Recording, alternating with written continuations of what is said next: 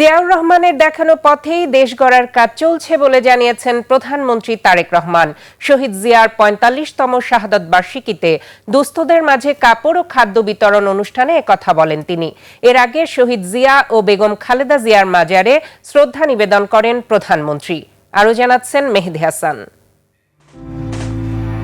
৪৫ বছর আগে এই দিনে ঘাতকের বুলেট কেড়ে নিয়েছিল স্বাধীনতার ঘোষক শহীদ প্রেসিডেন্ট জিয়াউর রহমানের প্রাণ। দিনটির স্মরণে সকালে রাজধানীর জিয়া উদ্যানে যান প্রধানমন্ত্রী তারেক রহমান। প্রথমে সরকার প্রধান হিসেবে পুষ্পস্তবক অর্পণ করেন, পরে দলের সিনিয়র নেতাদের নিয়ে আবার পুষ্পস্তবক অর্পণ করেন।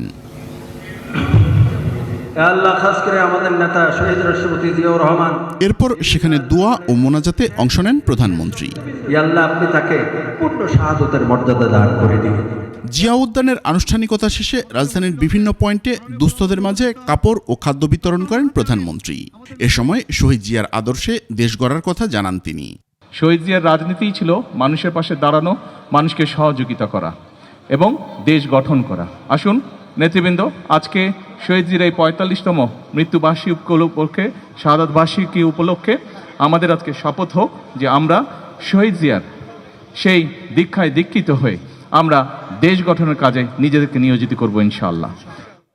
মেহেদী হাসান, ২১ টেলিভিশন, ঢাকা।